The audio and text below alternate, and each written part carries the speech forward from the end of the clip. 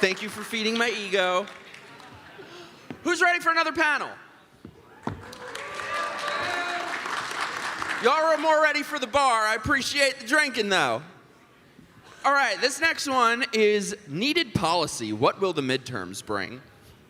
I can tell you what I hope they bring. So our moderator is... this guy also belongs on the Mount Rushmore of the golden age of YouTube. He has over 300 million views. He is a multi-hyphenate, musician, comedian, satirist. Give a warm welcome to the iconic Rucka Ali.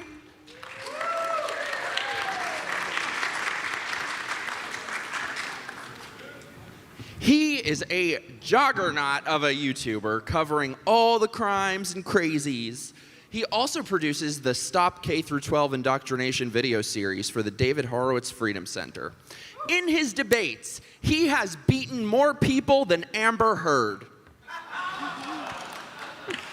On a personal note, he is one of the best damn people I know. Welcome, the actual justice warrior, Sean Fitzgerald.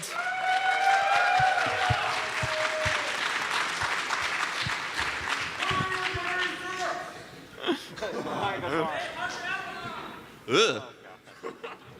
She is a public policy and communications professional who advises committed conservatives in Congress. You've seen her on Timcast and Slightly Offensive. Put your hands together for the flawless Lisa Reynolds.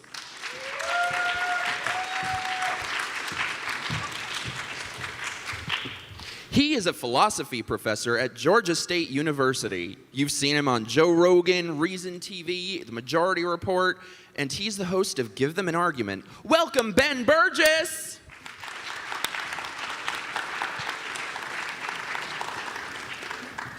This next guy, he is the chief mansplainer and senior political analyst of Don't Walk, Run Productions.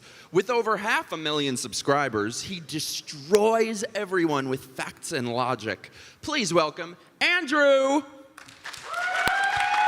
Don't walk, run, run, run, Andrew, run! All right. Hey, everybody, how we doing? Yeah. All right, so I was thinking we could start this off a little bit different than usual. So I've got a list of topics that were suggested for for us to talk about. Why don't I read this list of topics, and each one of you, one by one, could say which one of these you think is going to be the most important to voters, or you could add one that wasn't on the list, all right?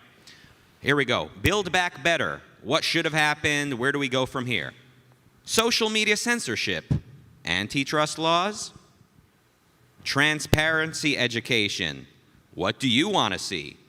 Quote, don't say gay, or quote, anti-grooming bills. Do you agree with the DeSantis bill? How would you alter it? Are term limits effective? Election integrity. Voter ID or H.R. 1, what is your policy position or favored policy?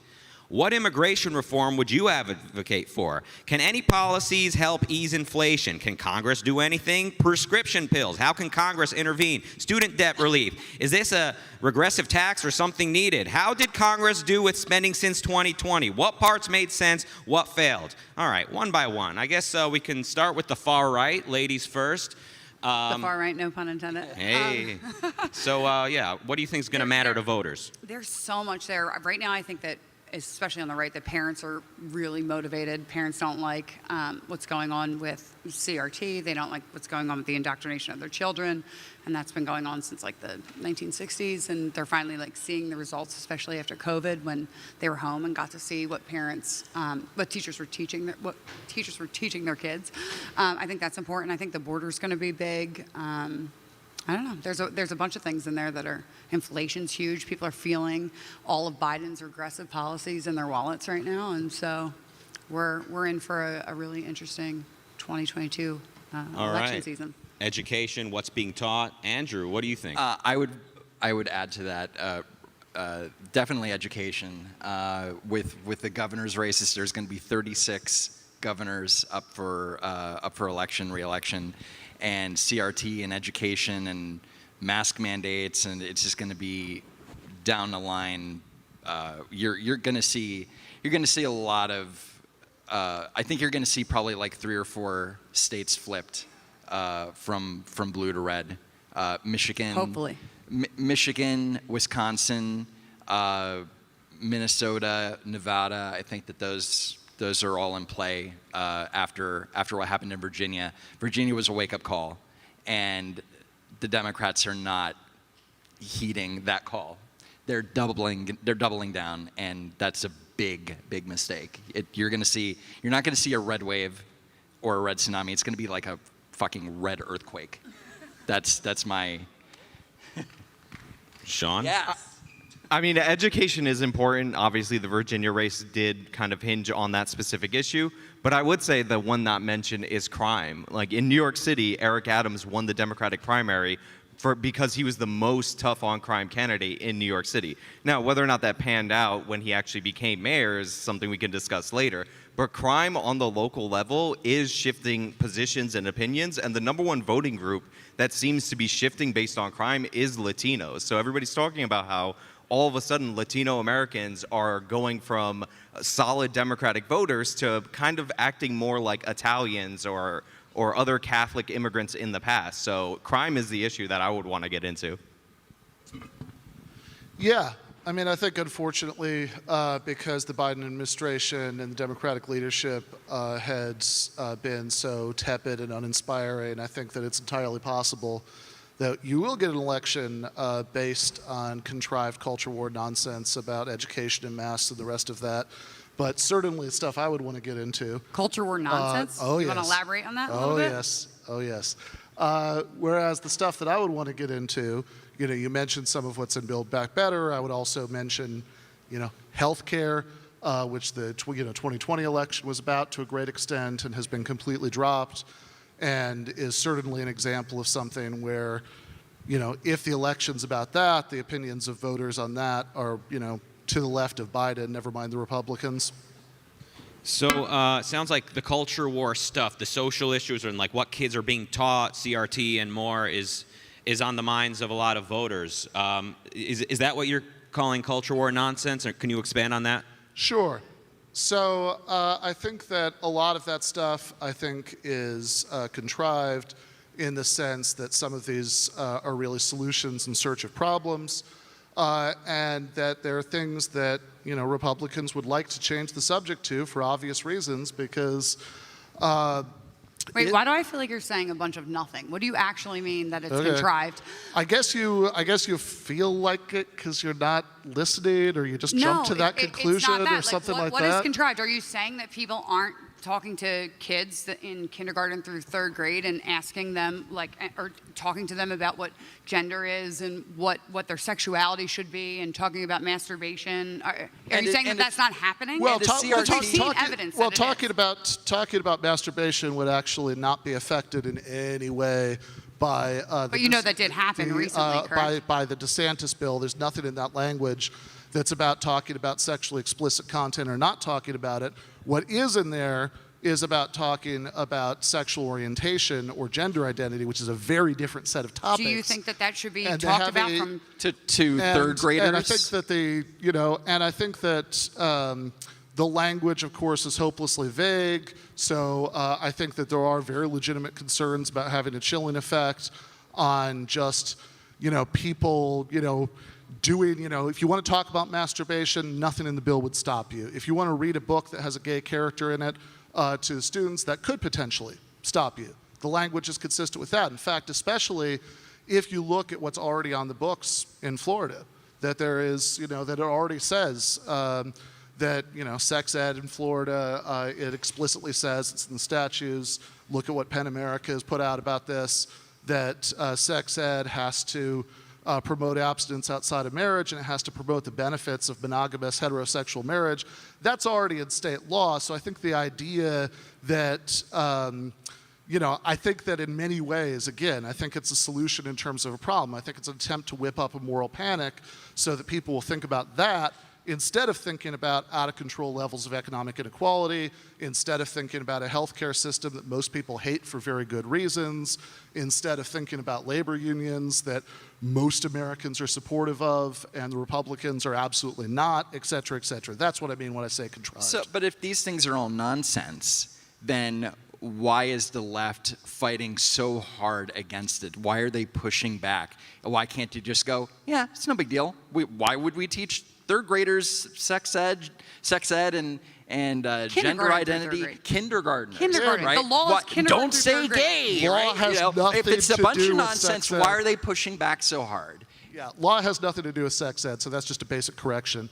As far as pushing back so hard, yeah, I think that the issue, the alleged problem that something is supposed to be a solution to, could be contrived nonsense, and it could still be the case that the proposed solution actually does do real harm in the real world. That they have as with the anti-CRT bills, if you have state bureaucrats looking over the shoulders of classroom teachers, and you have this chilling effect where people are worried, oh, if I say the wrong thing about the wrong subject at the wrong time and the wrong person hears it, then they could lose their job. I think that is an extremely unhelpful intervention in classroom. Now, as far as why Democrats are pushing back against it the way that they do, I actually agree that it is a huge strategic blunder that they're allowing the discussion to be so much about this, right? I think that in that Virginia election that was mentioned earlier, ideally, McAuliffe would have said, why are you talking, about the schools so much? Why aren't you running for school board if you want to do that? Why Because don't we talk, kids were getting why don't we raped talk in about bathrooms. wages? Why don't we talk about unions? Why don't we talk about health care? McAuliffe couldn't do that because he had nothing attractive to say about any of that because he's a mediocre centrist. But you're kind of rewriting that election because he did try dismissing the parents and all the people that were concerned about this. He did try downplaying the issue. It turns out that Not parents really. are concerned about what's going on in their kids. And It's not really he what went he even did, though. further, and he started attacking the parents as potential racists. It's a Yeah, horrible strategy. that would be the opposite of downplaying. That would Well, would that- actually be leading into focusing on the issue and just trying to appeal hard to the other side of the issue. That's a very different thing from downplaying it and saying let's not talk So- about that. Well, it's a strategy. Let's talk about It's- economic it's a equality. strategy, which of course though. McAuliffe couldn't do. You downplay- It's a strategy. It's not downplaying strategy. No. You downplay, and then if that doesn't work, you start attacking. So Okay. he was going through the motions. Okay, I okay. will agree, it's not a very, I mean, it's not a very Wait, I solid just have a question. campaign If strategy. there was downplaying, it didn't last for very long. Are you saying that parents, that children that go to their guidance counselors in school and they're telling them that they're having problems and their guidance counselor's talking to them about how they're transgender and all that stuff, and the counselors are hiding it from the kids, so much so that the kids are now this one girl did 2 suicide attempts in school, and they didn't even tell the parents till the second one. You think that's okay to be happening in schools? Do you think it's okay to be reading books like they have in Fairfax, where it's talking about older men with kids that are under, 6th grade about fellatio? You think that that's okay to be in our school system? Because that is the real problem, that it's ubiquitous and people are denying that it's happening, but we have multiple examples of it happening over and over again. And for you to say that we're downplaying the issue or it's not an issue is like an affront to parents. Like this is not what we're supposed to be teaching in school. This is if anything, it's what Mark said. It's the destruction of the family through race and gender, which was verbatim. Mark said that? Yeah, it's Destruction actually- of the family through race and gender? Yes, 100%. Mark said that? Where does Mark say that? Verbatim in the Communist Manifesto. No, he does not. Yes, he does. He goes, the destruction of the bourgeoisie family, the destruction of capitalism is through the bourgeoisie family. It says that. An Everybody's actual looking quote. it up on their Okay. phone. Go look it up on your Okay. phones right now and tell me I'm not here's wrong. what you should look it up on your phones. Here's what Mark I'll do it said. for you. Here's what Marx actually says in the Communist Manifesto about that. Here's what she's thinking tell of. Marx says, communists are accused of wanting to destroy the family, but actually it's capitalism that's already destroyed the family. That's what Marx says in the Communist Manifesto. Marx does not have some sort of, we're going to do some secret plan to destroy the family through something about race and gender. Yes, they do, That is, I think, to put it nicely, a little anachronistic. Do you agree that he doesn't bring up race and gender in the Communist Manifesto, though? Sounds like He absolutely does bring He up does? race He and gender. brings up And here, race look, and look, gender in the it's Communist right here. Manifesto? Marx, Engels, and the abolition of the family. Like, it's everywhere, guys. Pay attention. no, the abolition of the family maybe, but not Through race and gender. well, He says through other institutions like race and gender, which motivate people. There's nothing about race or gender in the Communist there is. Manifesto. Trust me on this. Okay. Now this seems like more like you two are arguing about the issue, but do you agree that this is going to be important to voters? Are a lot of parents or people concerned with the next generation of students, are they going to be voting based on this issue? And would you say most of them are conservative on this? Would you say that most voters feel more on Lisa's side, or how do you gauge the sense of the culture? Yeah, I mean, I think that there are a lot of voters, and I mean, I'm not particularly interested in sort of saying like, oh, here's like exactly what the poll breakdown is. I actually think that's the least interesting sort of discussion to have. You could just kind of Google that. But I think that but look, my sense is that there are voters who have a variety of concerns depending on what the election ends up being about. They could be pulled in different directions. And I don't think that there's anything like unanimity among parents of school-age children on this stuff. But yeah, I think that sure, there is a chunk of parents and there's a chunk of non-parents who could be pulled to vote for Republicans over this if the election is about what, yes, I'm sorry, I do think is a bit of a contrived moral panic where you could find real examples, but I think is blown vastly out of proportion, in terms of prevalence in the school system. Yeah, Sean, what do you think? You've been kind of quiet. I mean, as far as where the American people are lined up, like parents become more conservative overall. So like even if they're like genuinely progressive or more left-leaning, when it comes to their children, that's always going to be a shock issue. And the reason the Republicans are harping on this issue is because there's no real good defense from the left. They have like not concocted their rebuttal. So I think if the Republicans make this the issue, they will have even better gains than if they don't. Because right now there's not a good rebuttal. And even I know you want to talk about policy, and I feel you on that because we all work in the political space and we're interested in that. But most people vote emotionally. So when you say, listen, I want to talk about like this specific economic issue, that's not what people actually vote on. And we've seen that time and time again when they go to the polls. Well, they're not thinking about, unionization policy. Well, certainly there have been many, many elections where people are thinking about unions when they go to the polls. Historically, I agree that for a variety of reasons, that's very unlikely to be the case in 2022. And usually economic voters vote when the economy's bad, I throw out this party. It's never more than that level of superficial. So let's bring it back to economics and policy. I mean, it is a little bit more, right? I mean, I think that you certainly find areas of the country where unionization had a lot to do with voting patterns over the course of decades, right? And I think you're right, of course, right? That it's going to be an emotional thing, it's going to be a visceral thing, and so if you're going to get people excited to vote for you for the sake of efforts to materially help people and create a more equal society, you've got to be pushing stuff that's big and ambitious. It's going to get people excited and inspired on that kind of emotional, visceral level. I mean, if you're going to say Biden and the Democratic leadership certainly haven't done that, so there's really no way, unfortunately, that the 2022 election's going to end up being about that, then unfortunately I agree. But everything they are doing that's in that vein is hurting Americans in their pockets. So if we want to talk about, if you want to change it to actual policy, we can go economic policy, energy independence, and how we've totally depleted in less than in a year and a half our energy independence. And we can talk about how inflation and ridiculous excessive spending is the cause of this inflation. So let's go into policy. Let's go into, if you want to get to this everybody equal kind of utopia that you want to live in, how is it Biden implementing those policies is hurting Americans in their pocket, and that's going to be another driver for the election season too. I mean, people are looking at their own gas prices. Which of those do you think Biden has implemented? Because I mean, last I checked, even the $15 minimum wage didn't happen, which was absurdly. We're talking about the not drilling on federal lands, the Keystone Pipeline canceling, the Nord Stream sanctioning that one, being more energy dependent on Russia and. So now you're talking about environmental policies, and that's fine to talk about, but that's a very different thing from what we were just talking about in terms of. We were talking about economic policy. It's not really about the environment, an economically egalitarian, policy to make the society more economically egalitarian. Biden has done exactly nothing. I mean, even the $15 minimum wage was nixed on the grounds that, sorry, the Senate parliamentarian, a staffer who issues non-binding recommendations we could fire at any time, said we couldn't. That shows what the level of commitment to that is, which is nothing.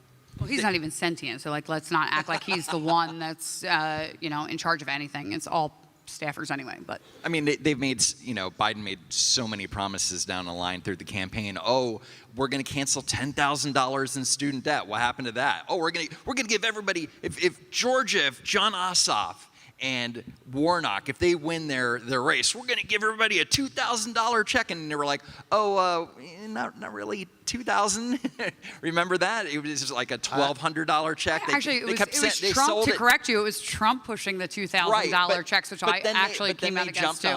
But they jumped on it, and that was the selling point. But Ossoff and Warnock certainly ran on it, And, Warnock's gone. And all of the Democrats Warnock is not going to win his election. The special elections. And they didn't do it, which I agree.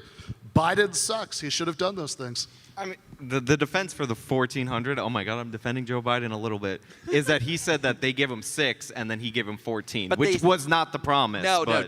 Warnock had on his Instagram, it said, see this $2,000 check? It could be yours if you vote for me. I mean, they said 2,000. They didn't say 1,400 or whatever. I love that politics has devolved so much where they're like, we'll bribe you with your own money. Just come out to the polls. Look, they took every single word that Trump said literally.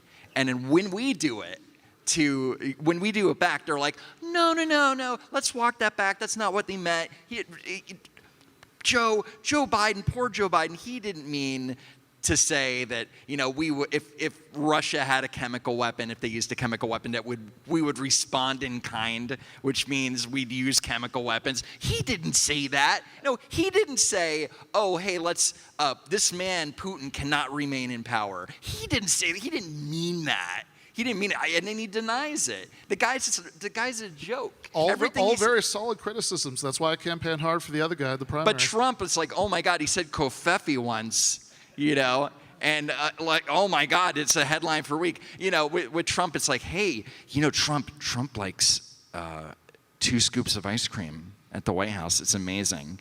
You can't believe this. He loves ice cream. And then with Joe Biden, they're like, what kind of ice cream are you eating, sir? Oh, chocolate. So you missed the best. It's such a double standard. Anyway, I'm getting. You missed the best part of that, where he said that Putin couldn't remain in power, but that was his personal opinion. It wasn't the position of the presidency. They pulled a pope. But after he said that, CNN and MSNBC they were basically like, this is like his Reagan Berlin Wall moment, that he was calling for regime change, and then immediately the White House is like, he didn't mean that. He didn't mean that exactly. Because it gives Putin no out, right? Like, if you want him to pull back from this, and you're going to automatically say that he's some, war criminal, and that means he's going to be tried, it doesn't give him an out to pull out. If anything, it's going to make him double down. It was like one of the worst things he could have said ever. Yeah. And now we're here where we are. I mean, I agree. I have had an article in the Daily Beast last week about why the U.S. should be pushing for a negotiated solution to the conflict.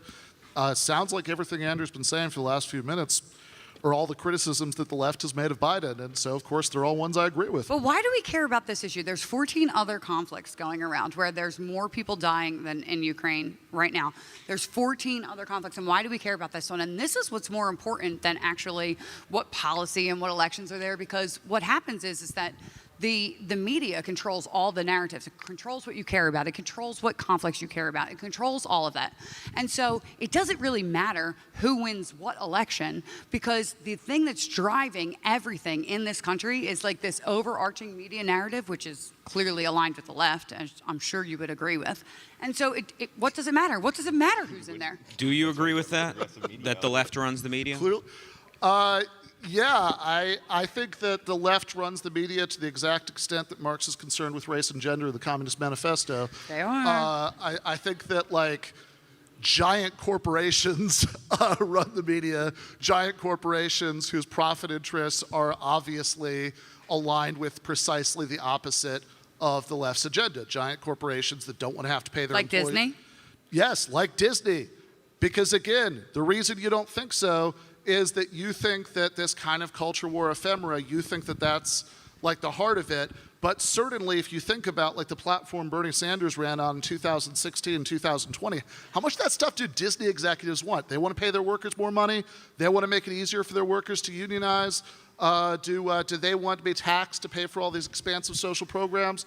Of course not, right? Again, as Sean pointed out, I don't think the mic picked it up. That might be hypocritical of This is them. indeed why I work for independent left media, Jacobin Magazine, because I do not think We that, have meetings that the where they're media pushing is run by the left. If you want to say that the corporate plutocrats who run the media have cultural politics that are more liberal than yours, I'm sure that's true, but I think that's a very different claim.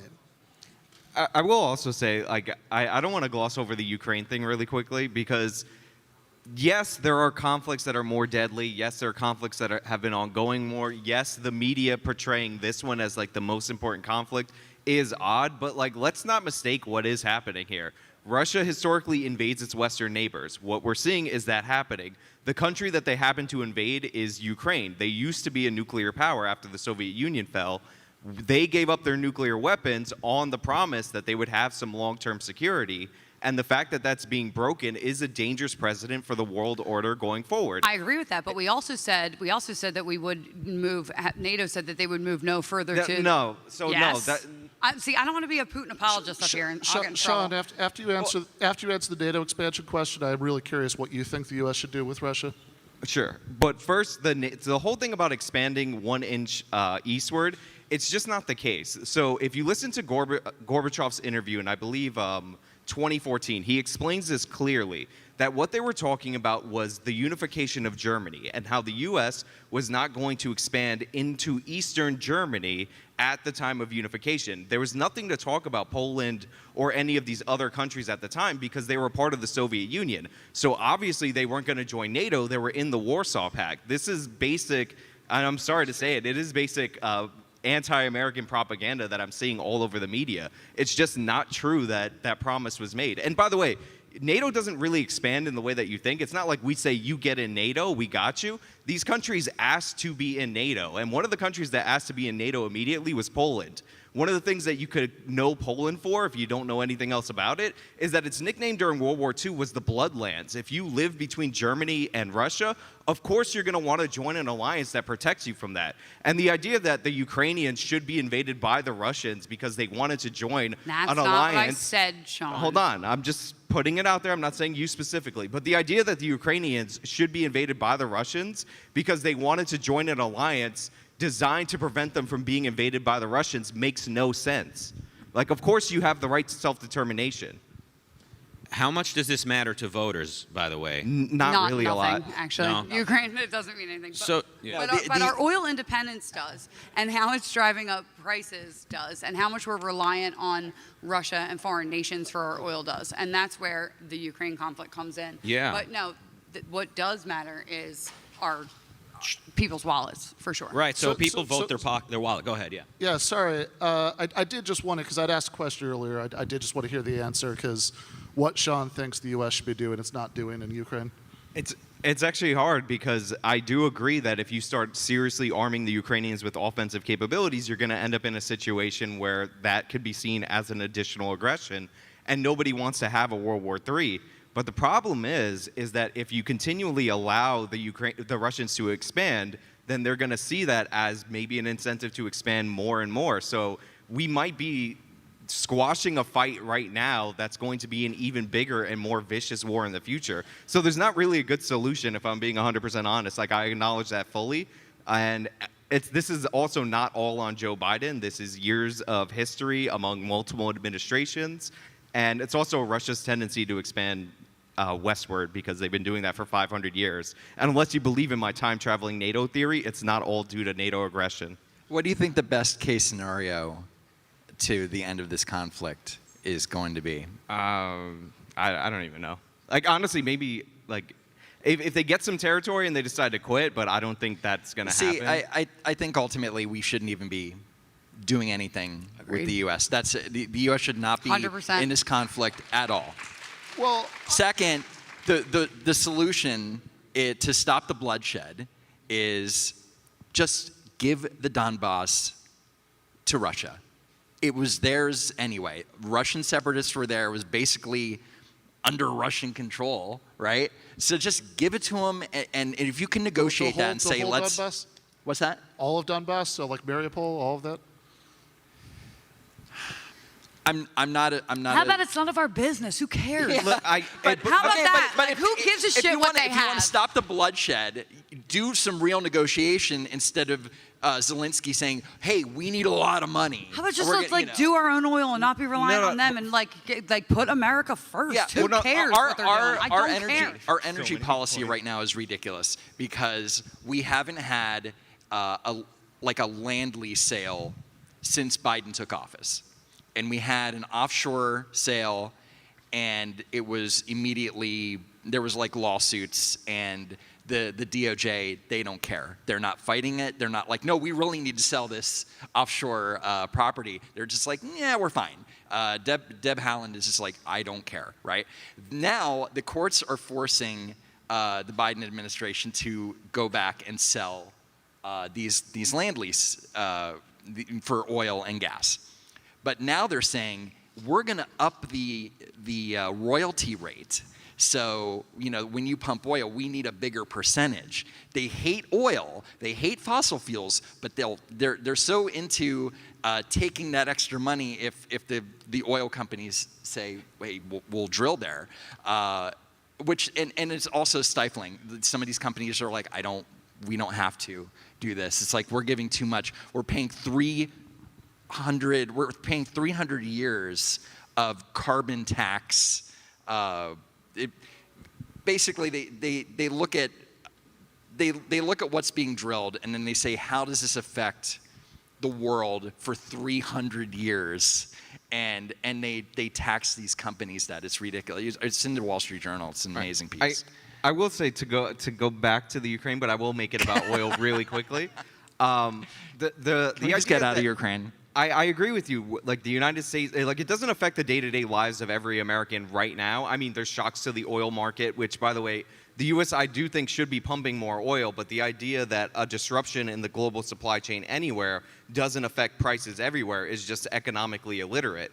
I'm not saying that. But as for give them the Donbass, who's giving it? It's not our territory to give. I'm not saying we give it. I'm saying this should be between the Ukraine and Russia. That's it. But I have a memory that goes back to 2014, and I love you, Andrew, but I got to push back. I have a memory that goes back to 2014 when we were the world was like, okay, well, he took Crimea. I guess we just let him have that kind of. Here's some sanctions or whatever. I'm sure it won't happen again. How long before this problem reoccurs? Why is it our problem? Sanctions don't work anyway. Everybody knows sanctions don't work anyway. Who cares if he takes Crimea? Who really cares? Do you care? Yeah, remember again, how the sanctions were supposed to be a deterrent, and then suddenly oh no, we never said that. Sanctions never deter. I don't want to send American We're not the world police. It is not our problem. When are we a country? We're not even really a country anymore. Why aren't we a country anymore? Because we take all our money and decide we need to solve the world's problems. Can we reinvest that and take the money that we're giving to everybody else and pay attention to us and what's going on here and what's going on our streets and our homeless problem in California and our drug problem and our border problem? Can we just pay? Why are we sending 14 million to the Ukraine border, but we won't send 4 million to our own? Listen, it's insane. I 100% agree. To hear left-wing politicians say, or Democratic politicians to say, because I know you're going to say they're not left-wing, to have them say that the border of Ukraine is sacred when they ignore our border, pretty much, is ridiculous and absurd. 100% agree. However, historically, ignoring conflicts breaking out on the European continent has not worked out as a good strategy to save American lives in the past. Actually, it has. And on top of that, if we're talking about Iraq or other wars in the Middle East where there's no real strategic advantage, and we're not talking about a nuclear power undermining the precedent of a country being able to disarm, then I would 100% agree with you. But the problem is that the Ukrainians made a deal, and every other country is going to think that the best way to protect themselves from being invaded is to get a nuclear weapon. And that is not in the American strategic interest for everyone to be a nuclear power. And to deny that is just not connected to reality. Don't you understand, though, that the reason that we were so prosperous and successful after World War II is because we were the last country to really get involved, right? The less that we get involved with things, the less that we stay out of it, the better off America is in general. It's true. If we go and focus our stuff back on us and stop worrying about who cares? Who cares if Russia has all of Europe? I don't care. Who cares? I don't. The one guy care. clapping. I mean, okay, maybe. All right, but It doesn't matter. I mean, I see your point. I am but being a mean, little that's- extremist it's- right now, it's but like a that's little- not necessarily. But my point is that like we have so many. Like if everybody would just concentrate on their own country and the things that are important to them, and like I said, we're struggling. We have our own problems. We have like this inflation is crazy. Actually, the Russian whatever it is doing ruble is doing better than our own dollar at this point.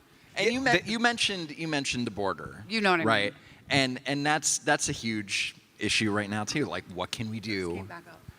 What can we do to what can the Democrats do to fix it? Because they're not doing anything about it. So you mentioned the border, and you said something that I have to say I can't let this go. You said that like we're treating Ukrainian the Ukrainian border as sacrosanct, but not America's. I mean, do you actually think that there's some analogy between like people just like coming over to work and live and an invading army like bombing the shit out of the country and et cetera, et cetera, et cetera, everything that Russia's doing in Ukraine? How are not hundreds of thousands of migrants, of illegal aliens? How is that not considered, even remotely considered, an invasion? Because that's not what the word invasion means.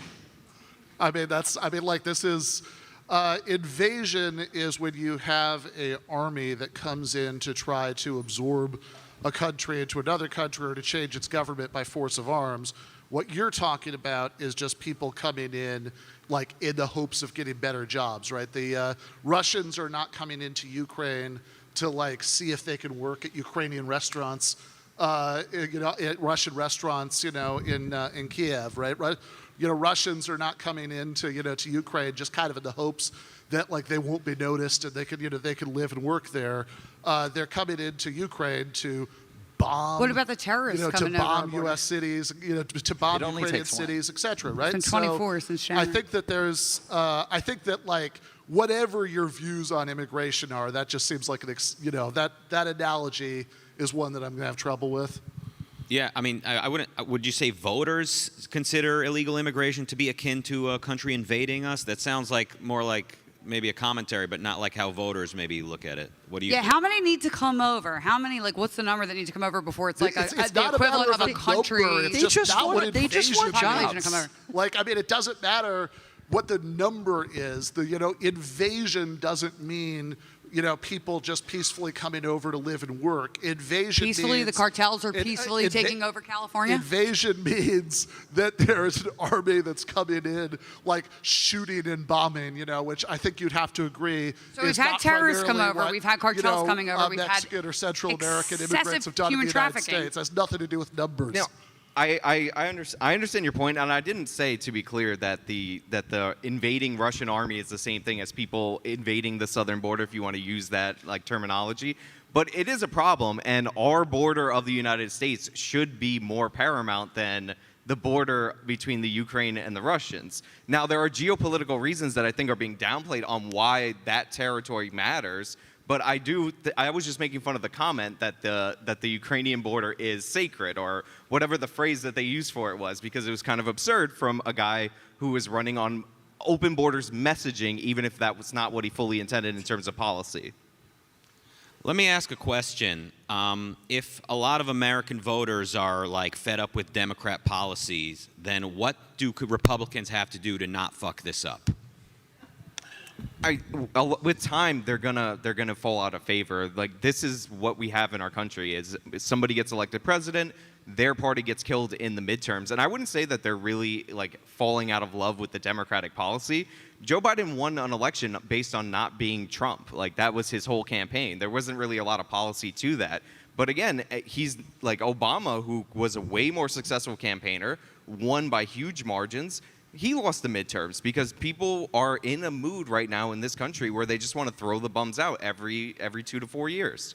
But even more so with this administration, because it's like Trump had COVID. That was his big thing. That was the crisis that he had the least amount of control over. Biden has everything from gigantic inflation, massive inflation, to what is basically a proxy war It's a in crisis Europe. after crisis. You have the Afghanistan crisis, you have the Ukraine Gas crisis, prices, gas oil crisis, prices, economic crisis, crime crisis. supply in a chain year, issues. Look at how we've had all these crises over and over again. Like it is because it's failed feckless leadership. And it's not just in Afghanistan, because I'm surprised, because you just said like 5 minutes ago that you thought that it would be like fine if I still think, I absolutely think we should have pulled out. So if you want to know my take on Afghanistan, if Okay. you're going to go there, this is what we should have done. We should have absolutely pulled people out, but we should have waited till the winter, number one, which they were advised to do, but he wanted to do it before that September deadline. But if they waited until the winter and pulled it out when it's hard in the mountainous hills of Afghanistan that to would do have that. bought, what, like a week? I mean, No, come on. no. As a matter of but, fact, you it know, wouldn't have. That's but not there were true. years. But there were also 20 years of arming and funding and pouring money into this government. there in were Afghanistan also- there were couldn't also get you a government that conditions. could last for 2 minutes. No. without There the were United also States. conditions to the We could have pullout, which stayed were not for another met. 10 years, never No, mind not till the 10 winter, years. Not the 10 same years. thing You would just have waited happened. 2 months. You could have pulled everybody out of there slowly. And every foreign policy person, like Todd Bensman and all the people that study this all the time, it's like even if you just waited a month and a half to do that, it would have been seamless. If you would have transitioned people out of there slowly, there was a plan to do it, but he wanted to get it done before that September 11th deadline. Yeah, he wanted the Everyone photo knows op. that. Yeah, exactly. 100%. There was a way to do it. Do I think that we should have been there? No. Do I think we should have pulled our people out? Yes. The way that he did it was a complete failure, and everyone knows it. And here's The only way I'm to have gonna a say, smooth pullout from Afghanistan would be to actually make it a negotiate, to actually like negotiate with the Taliban about how to do it, because they were gonna come to power the second. I think that negotiating with the Taliban is a nanosecond bad idea. I the never United thought that States Trump was started good to pull on that, out. so They don't have put me in that box. this idea, there's a reason that Trump was, he laid the diplomatic framework, but there's a reason that Trump wasn't willing to yank the Band-Aid off while he was president, because whenever it happened, it was going to be. But a We didn't have to long leave list. our people hanging there waiting to get into, like, I was helping our translators come here. I was actually getting their passports and sending them to private planes to help our people get here. I'm telling you that the way that he did it was completely irresponsible from ground up. It was wrong. And we have a lot of people that did help us, translators and things like that, and they should be here. They should be protected, but they weren't. We have people that are still there, stuck there. It was wrong. And the Taliban are terrible, obviously, but the negotiation, the terms, the conditions were that the Taliban was supposed to be in active negotiations with the Afghanistan government. Biden pulled out, and they were not in. They had dropped out of negotiations. So I have a feeling that Trump, he wouldn't have rushed it. He would have said, "We're pulling people out," and get into these negotiations, and it could have happened. And then we could have pulled out. And then if the Taliban had issues after we pulled out, that's their problem. All you had to do is wait till the winter season where they can't fight back. Like, what?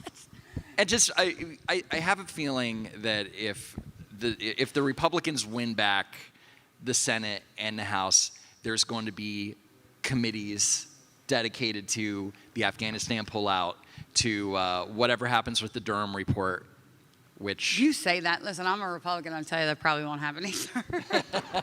Wait, well, I'm not even gonna lie. when do you think that Durham is going to come out with a with his? I think it's going to mean nothing. Like, all these investigations mean Really? nothing. Yeah. I mean, I work for Congress, and there are good members. There really are, like, some that you don't see on TV every day. But in all, like, everybody sucks. They're never gonna do I anything. think I'm more hopeful. I think I'm more hopeful with what's actually the outcome of the Durham report. At the very least, we're definitely going to have better committees than the sleepy the 9/11 Mueller committee? report.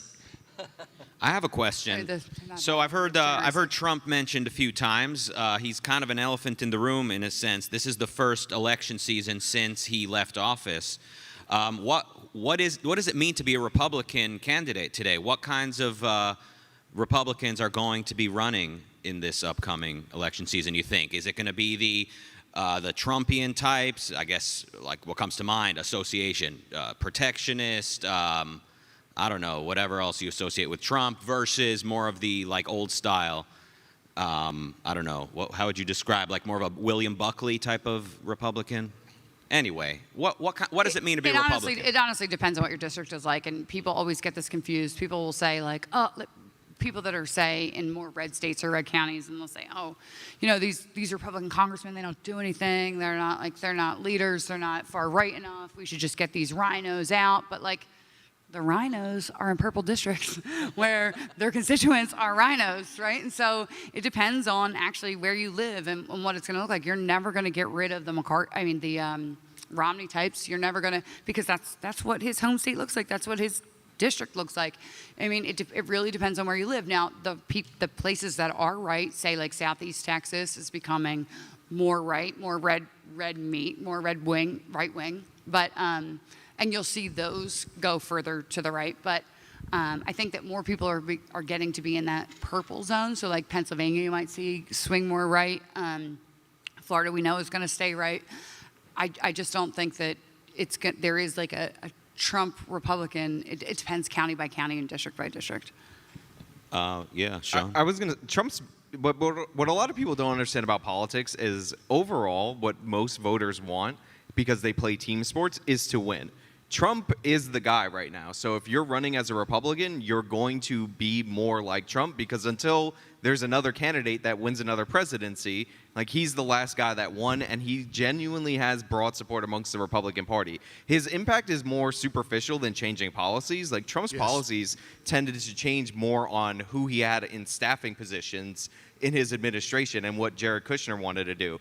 But the way that he fights back, that's what the Republicans have kind of been duplicating and all that. So it's more like he's always been more of a symbolic candidate than somebody who's more policy oriented, which everybody always thought that was a bad thing. They're like, we need like this guy that like knows all the details and all that. But in reality, he just like let his staff do their things. So if you're like genuinely a Republican, then you would get pretty Republican policy from him, because his staffers were doing it. Because again, he's more of a salesman. He's more of a face. He's more there to be a lightning rod to take all the strikes and draw all the attention away. And by the way, the people who need Trump back the most aren't the Republicans. They're the Democrats. They're still trying to run campaigns against him. Youngkin's entire the campaign against Youngkin was Trump said nice things about him. He said nice things about Trump. But when he's not in the room, all of a sudden you got to find something else, because people are like, he's not that focal point that the left needs to rally back against them. So his impact is more symbolic. He's probably going to run again if we ever get to that question, because everybody who runs for president has a giant ego, and he'll probably win.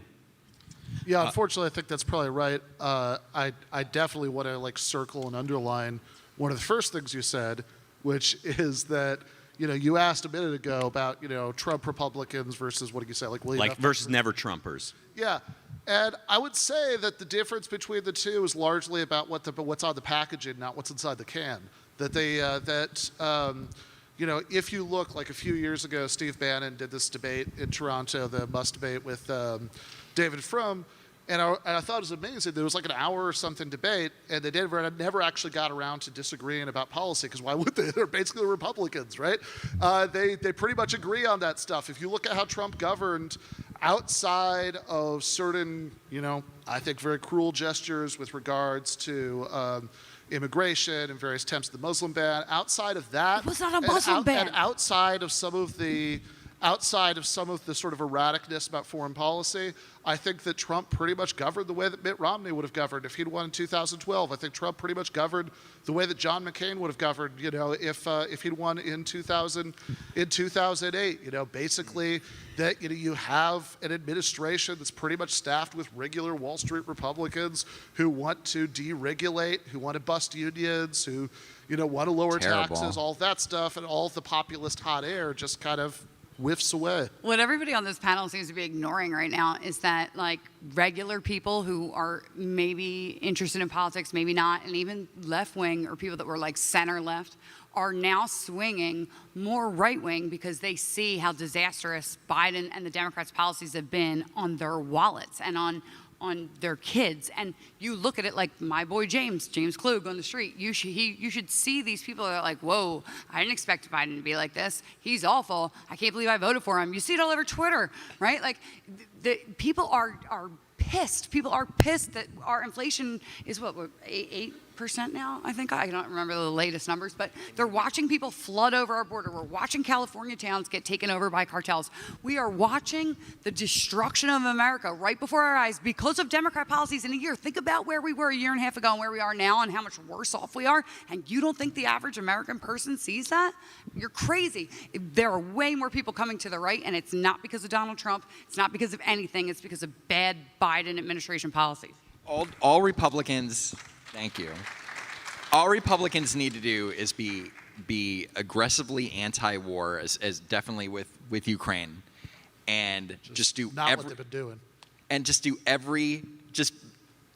just take every Democrat policy and say, I'm going to do the opposite. See, Like every I'm gonna even disagree on the foreign policy stuff. People don't vote on foreign policy. The Afghanistan war is polling at 18% for a decade. Nobody lost their job over it. But what with Republicans need to do is say, look at the price of gas. Look at it. Look at the price of gas before. Just run your campaign simple, an issue that goes to the gut of the American people, and play tapes of Jen Psaki and all these people saying, oh, well, they could drill all they want. Like, don't worry about it. Like, it's Get an just electric this thing. car. It's only Like, 50 grand. Just run your campaign like that. margarita. Play Pete Buttigieg saying, like, get an electric car. Don't worry about it, bro. All right, same question I asked about Republican candidates, about Democrats. What does it mean to be a Democrat candidate in the upcoming election season? Is it going to be like, are they going to double down on the gays, like the identity, You have Jen Psaki social crying stuff? about it for no reason. Are they going to focus more on the economic stuff, you think?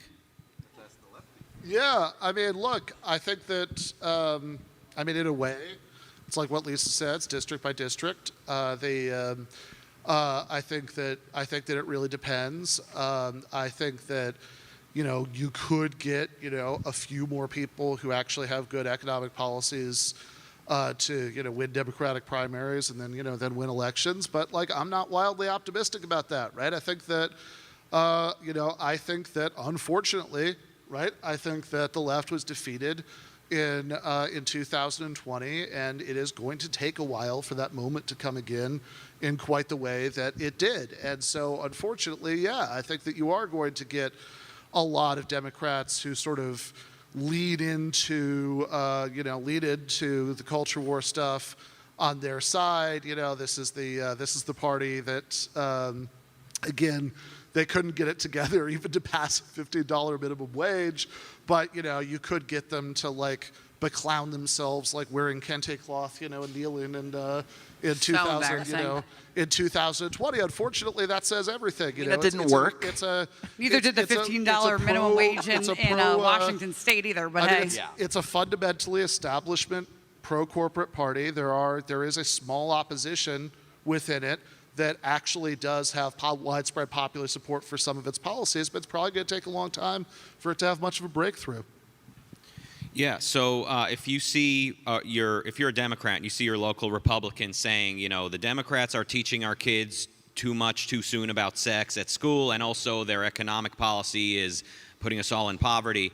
How do you answer that as a Democrat? And you can all give, whether or not you're in the habit of giving Democrats advice, you can all sort of say, what do you think a Democrat candidate could say to counter that?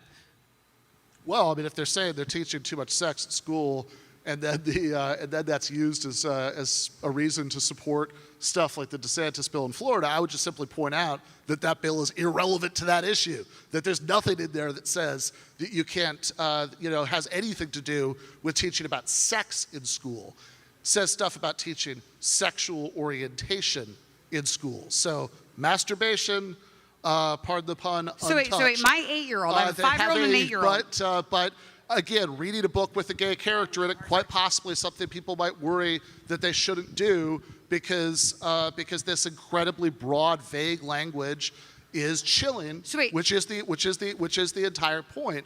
But really, what they should do, unfortunately, I think most of them aren't gonna, right? But what they should do is say, why are you talking about this? You're talking about this because in terms of the issues that actually materially affect people's lives, you've got nothing. Here's what we should do instead. Unfortunately, most Democrats can't do that because they have absolutely nothing appealing to say So about my those 5-year-old issues. and my 8-year-old should have teachers talking to them and saying, if you choose to be a girl, you can be a girl. If you choose to be a boy, you can be a boy. You sanction that at between kindergarten and 3rd grade. Is that what you're saying?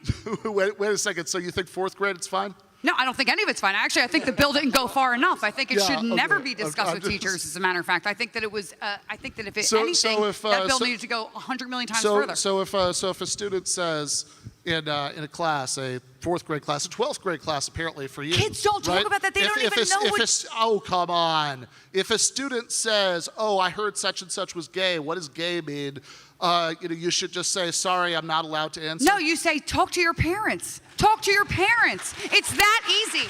There is no reason at all for, I saw that one guy on like TikTok or whatever it was, and he was like, oh, I can't tell my kids. First of all, it's not your kids, About it's my your gay students, cruise or right? whatever. Like about going paddleboarding with my partner, right? Why just say, you don't need to say you went paddleboarding with your partner. All you gotta say is I went paddleboarding this weekend. And by the way, anybody in this room, don't did your say teacher, that to say, wait a that minute, is did your amazing. That's teachers- an amazing first thing of to all, say. Did your teachers, when you guys were growing up, anybody in this room, did they tell you what they did on the weekends? Yes! No, Yes! they didn't. Anybody who absolutely says did otherwise, not. frankly, either doesn't Your when I teachers are was not in your school, friends. When I was They're in your kindergarten- teachers. lying.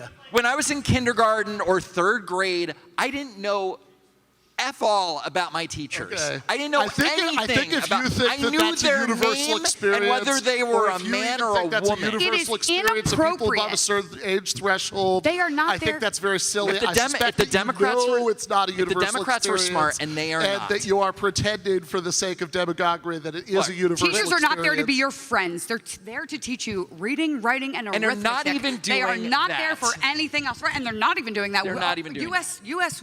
Rankings for education are falling behind the rest of the world. And you know why? It's because they want to tell you what they did on the weekend with their partner. Oh yeah, It's really? disgusting. You think that has a big impact on U.S. rankings? Well, in what do you education? think is going on? Because they seriously seem to be more concerned about that than anything else. I mean, that's what all the outrage is, no?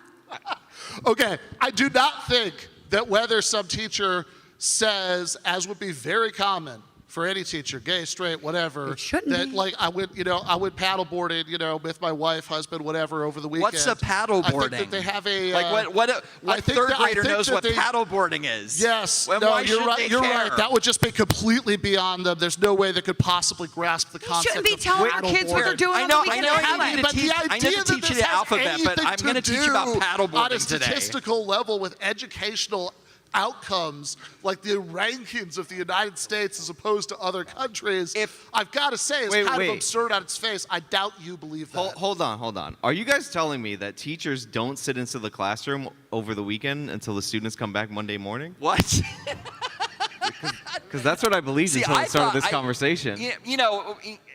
I've actually known little kids to think that that teachers lived at the school, That's right? what I- that's what- and that's They don't?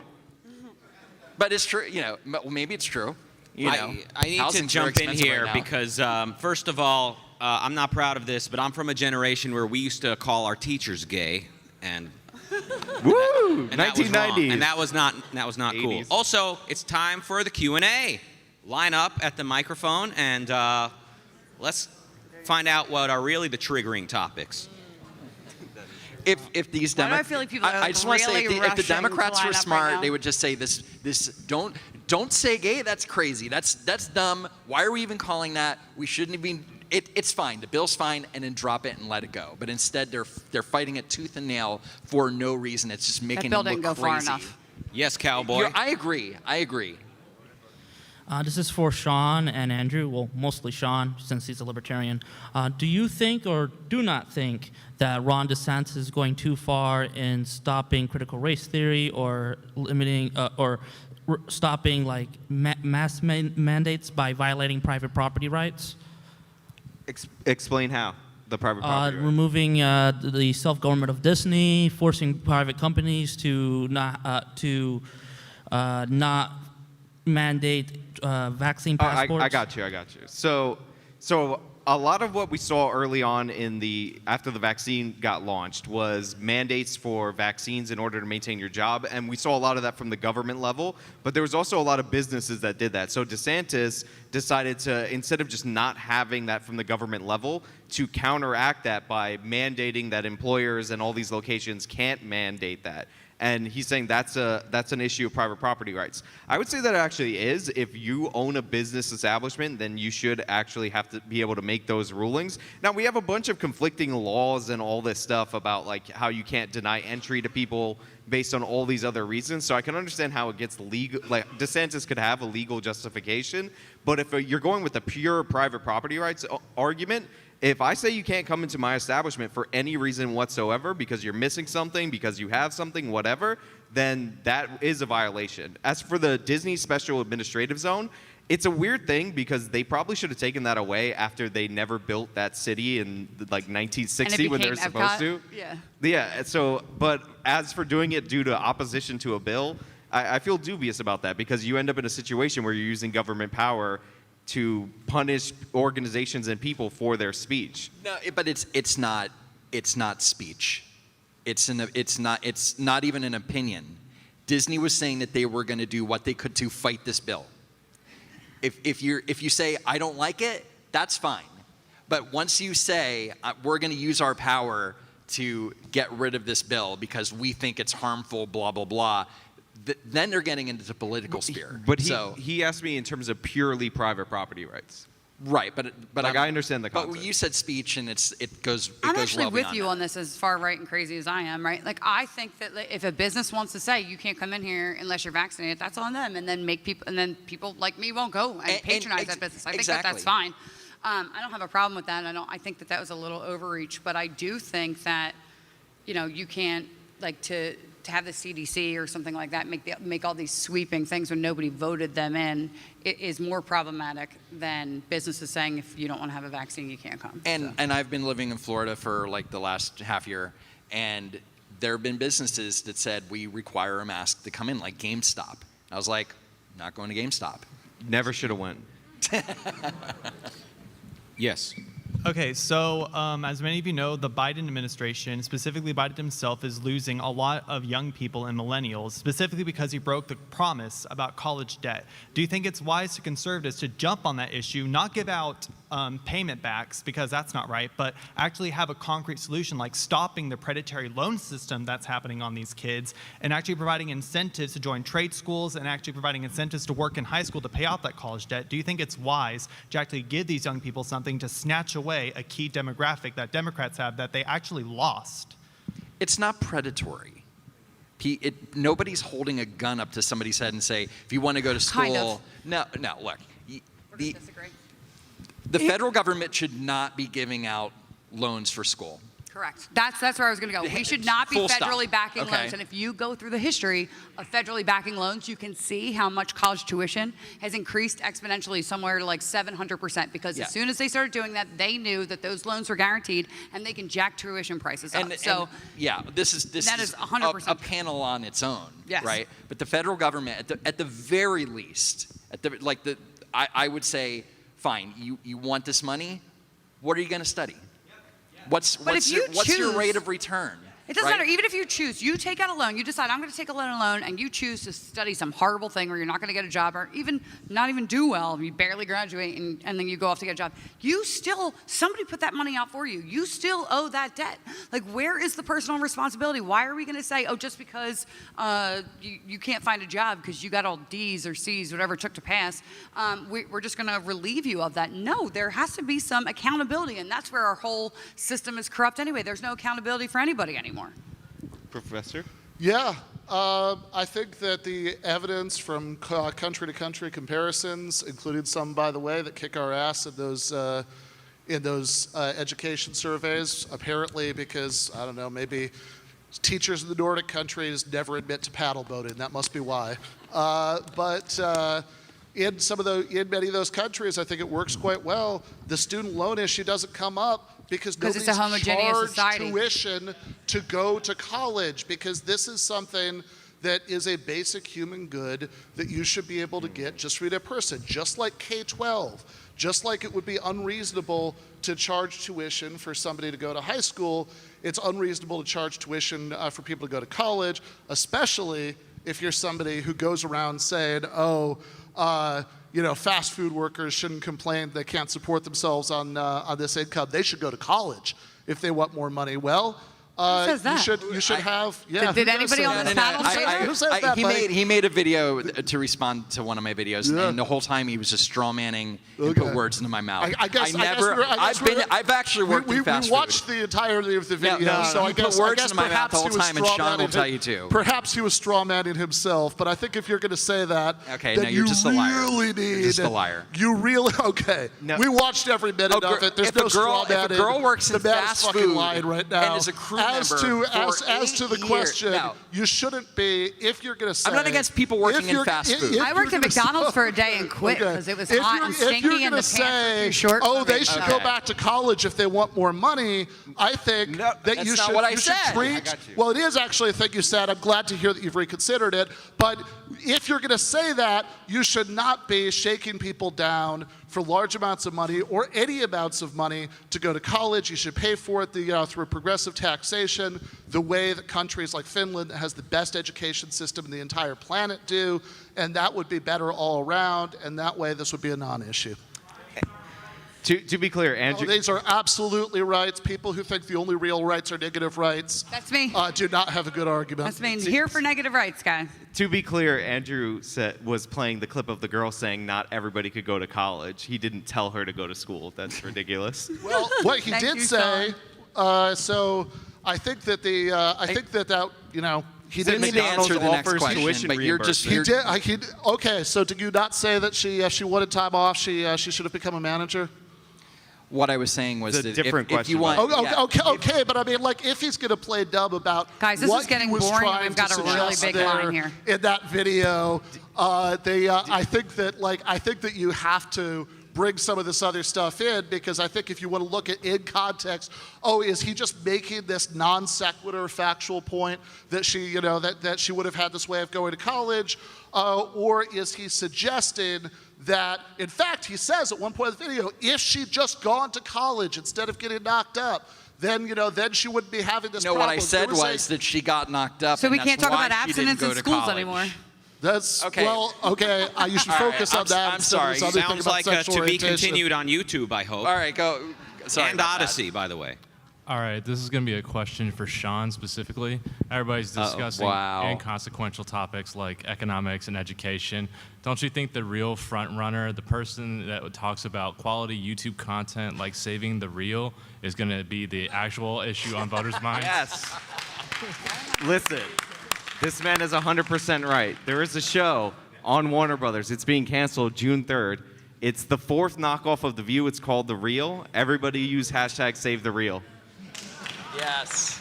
Agreed, because I like that spicy content. Hi, this is for Sean, but it kind of is a little more relevant to this discussion on midterms and whatnot. I'm a young guy. I'm kind of looking towards the future and wanting to move places.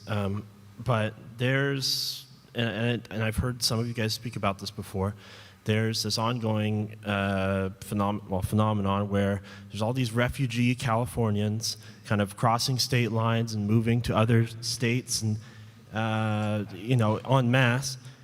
I'm kind of concerned looking towards the future, and maybe this doesn't affect this midterm, maybe, but there's a lot of people moving, say here in Texas, and how do I, as a young guy, or older people, or millennials looking to move places, trying to find money anywhere to get a house, how do you know that where you're moving, the last bastions of freedom and security, how do you know these places aren't just going to turn to shit? It's like we're invading them. Can I say a quick thing? I think the people leaving California are probably more likely to vote Republican. You say that, and then they get here, and they're like doing town halls I'm with not us, saying and I'm they're not saying saying how we need to everybody, take away guns. but they left for a reason. They left for certain reasons, and theoretically they would vote against us. There's people who have moved from California over the years to places like Austin, Texas for the weather. They're typically very Democratic. But if you look at the breakdown of Robert Francis O'Rourke versus Ted Cruz's Senate race, what you would find out is had only native-born Texans voted in that election, Robert would have won and beat Ted Cruz in the Senate race. So yes, he is right. The red people are moving to the red states and they're voting with their feet. So I was talking more about COVID. You know, like people even leaving because of COVID, not for the weather necessarily. Right. I'm just Not saying there's strictly for certain, the there's weather. certain instances of Democrats moving to Austin, and then they're like, it's similar weather or whatever. It's fine. it's not. But It most of the sucks out here. time, Yeah, but we have the same most- thing. We have the same thing down on the Gulf Coast, and like we'll hold town halls, and they'll say, "Well, I'm from California. I moved here 3 years ago, and you know, we don't want these. We don't want like these gun laws. We want gun restrictions or whatever." And they'll stand up and say that, and we're like, "Well, then go back to California. Go. See ya." Look, there's always isolated instances, but the overall trend is what it is. O'Rourke would be the senator from Texas if not for people moving from other states. Interesting. So Ron DeSantis has proven that Republicans can push legislation, push towards something with great success. What other issues, other than the gender ideology that he's outlawing, what other legislation could Republicans push towards, and what other legislation could libertarians or Democrats push towards that wouldn't alienate people on the opposite sides? Well, you can't say energy, but that was where I was going to go before that. But energy, manufacturing, everything that's going to bring back jobs here. People forget that, like, you can go back to just the Civil War, right? Where who won the war? The people that had the means of production. Where's all the means of production now? It's not here. It's China, right? And so we're going to be vulnerable unless we bring back our energy independence, our manufacturing.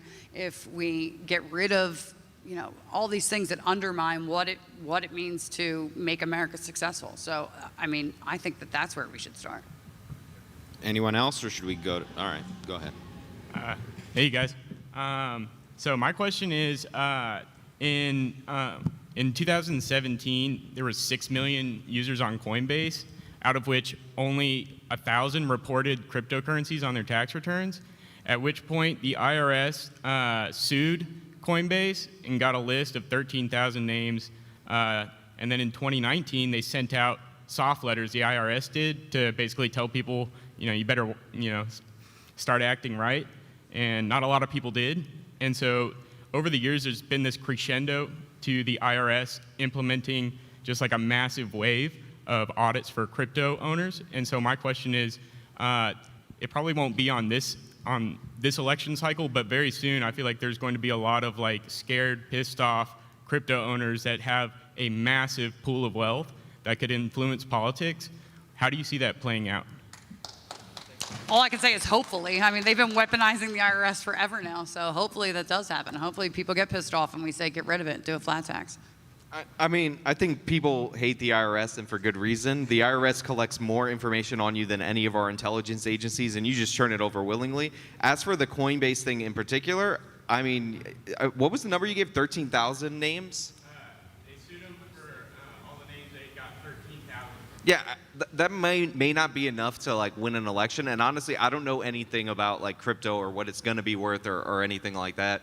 I try not to like put money in things I don't understand. But yeah, people hate stories about the IRS. I think that $600 side hustle reporting restriction is going to piss a lot of people off. But do they even know that came in the Build Back Better plan or after that? I forgot when they added that. Like, so I don't know if that issue, it pisses people off because it's the IRS. But I don't know if you could tie that. Like, you can't staple that on Joe Biden's forehead. People feel like they could staple gas prices on his forehead. So I'm not sure what the impact would be.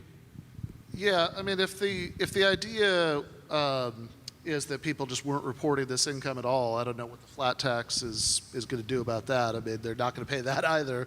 I do think that many people are very irritated, and rightly so, by the IRS. I think it's a ridiculous thing that you have this like stressful process where you have to, by a certain deadline, report back to the government information that you're just copying from government forms, even if you have a very simple tax return, even if you just got a W-2. But I think that there too, I think that Nordic social democracies, a lot of them do it much better. In Sweden, many taxpayers literally just get a text message from their revenue service saying, this is how much we've calculated It's like comparing you apples to owe, oranges. and you can say yes, and that's it. That's doing your return. H&R Block and Intuit, which is the company that owned TurboTax, have lobbied against efforts to implement a system like this in here. And many conservatives don't like the idea of implementing that. Many people like Grover Norquist don't like that idea because they want taxes to be painful to, remind people to hate it. But, I think that's the way we should go. I agree with making it painful. I pay all my taxes in one chunk in April just so I could feel the pain in my heart when I do it. It works. It makes you hate it. Good job. So I have a question for each of the panelists. So I heard that Better Discourse was supposed to be Get closer to the microphone. Sorry. So I heard Better Discourse was supposed to be a conference where left and right kind of came together and celebrated being friends. So I have a question for each of you. I'd love to hear one opinion you hold that you think someone on the other side of the aisle would agree with. I didn't hear that last part. I would love to hear one opinion each of you hold that you think someone on the other side of the aisle from you would agree with. We just agree we hate the IRS. So we all collectively hate the IRS. And Any others? Any other examples? We'd probably agree on legalizing marijuana. You might be in the decriminalization camp, but No, I'm for legalizing it. I think you should be able to go into. I think you should be able to go into a store, and just buy it. Right? Hell, I'd be in favor of having state weed stores like the state liquor store in New Hampshire. you ruined it. Now we yeah, I gotta was break gonna up. say. Hey, people from other states drive into New Hampshire to buy liquor there because they have huge stores, a great selection, and it's cheap because they exempt it from sales tax. So, I don't know. I think you should learn to love state liquor stores. All right. No other examples? Oh, well, I think there was one earlier. I think that it's not everybody here, but, I think some of the people over there, did seem to be in favor of backing off anything that would start World War III. Yeah. And I hope that that's something that lots of people. Yeah, I think we're all anti-war up here. Yeah, I think we're all I very think they much should put that anti-war. on the poster. Better Discourse 4. We're against thermonuclear warfare. Well, Anti-war, unfortunately, right anti-IRS. now, if you look at the polls, that is a very controversial position. Yeah. So legalize weed and don't go to nuclear war sounds like what brings And us get all rid of here. the IRS. Well, Although, think about how good the weed would be with all that radiation involved. That's something to consider. Okay, I can go. So I was just wondering, as far as it appears to me that a lot of these media corporations tend to be more left-leaning, and I was just wondering if there's anything that maybe like the more free speech right-wing people can start to do in order to try to start their own cultural narratives in order to try to facilitate more free speech and that kind of a thing. well, that's what we're trying to do with Twitter, right? Twitter's supposed to be this bastion of free speech, and instead, conservatives and Republicans are just constantly shadow banned, constantly suspended for talking about. It's already happening. Look at all the Daily Wire's doing right now. They're coming out with children's content and Right, but so razors and much of whatever. it is like subscription stuff. But as far as getting fighting the left mainstream news narrative is to just basically go after it and say it's wrong. The problem is, though, is that the right is always are reactive. So the left puts out this narrative, and all we do is make videos about how they're wrong, and we're never it's always like, oh, they said this, and this is why it's wrong, and we're not leading anything, and we can't because they're so big. So we're constantly on the defensive. It's constantly you're making YouTube videos, all of you up here, or not you, but you're making YouTube videos on how the left and the media has been wrong and has been reporting things wrong. We're never offensive. What would conservatives advocate for if they weren't busy fighting the left? I don't know. I haven't been in that position for a very long time. I think that if we just champion our values and get people to understand that there has to be some order and there has to be some responsibility in your life and go for what the policies that actually make our country better, which we've seen in the last 4 years, and now we're seeing the destruction of it. So if we just highlight the destruction that we've been seeing for the last year, then we should be all right.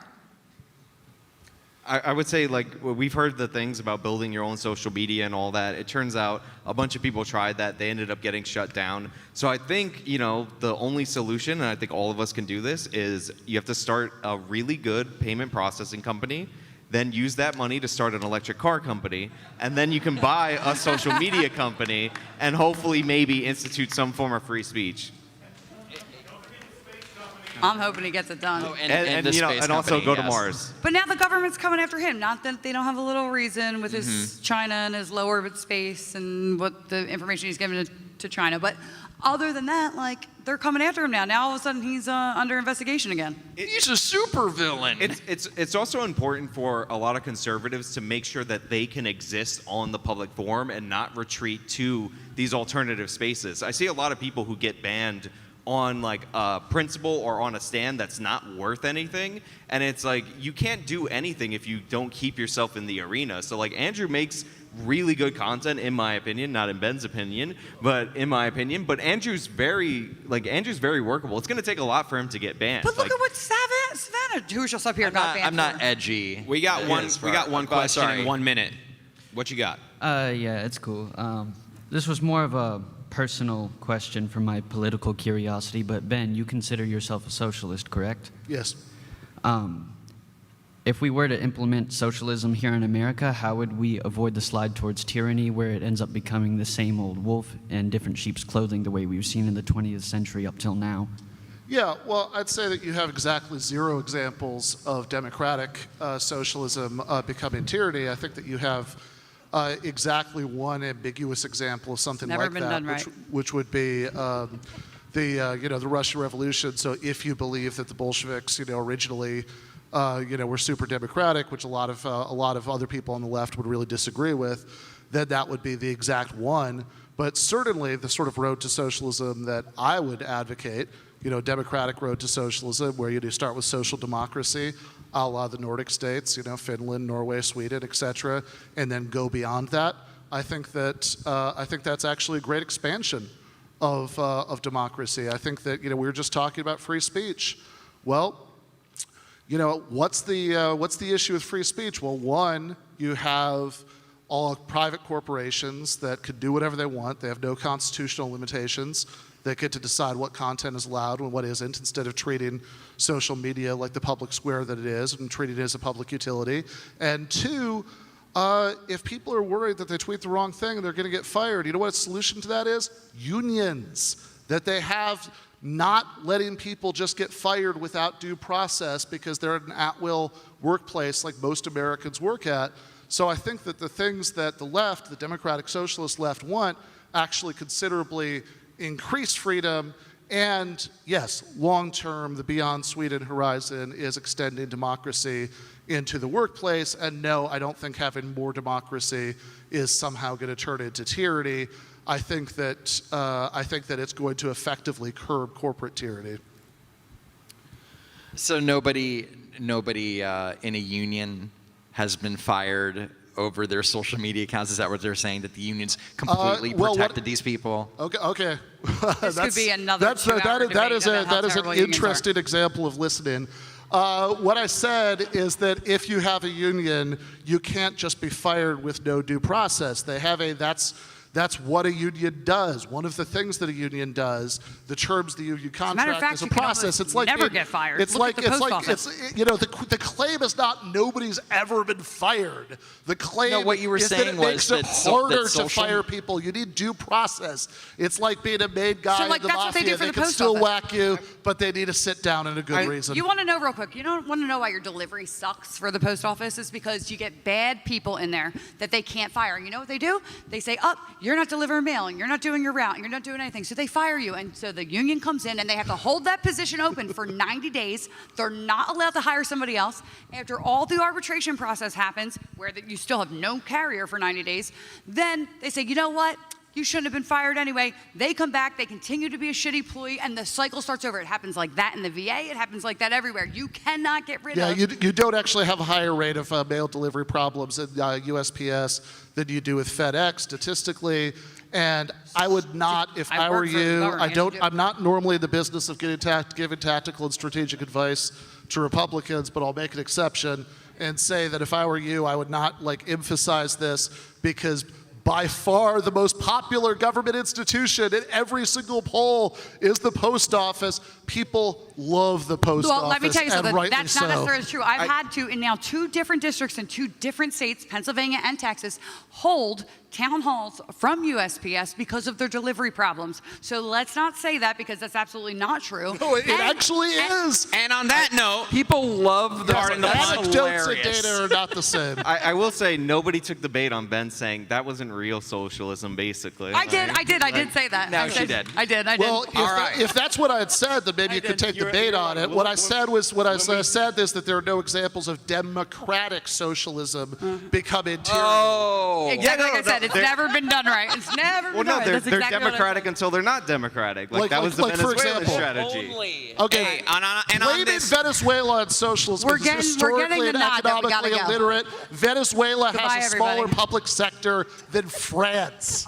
I And on know that, that this is a everyone zombie shut the lie on fuck the up. right, The panel's but it over. is a Everybody, lie. thank you. One more panel. Give it up for all of our panelists here today. Fuck the post office and good night. But one more panel.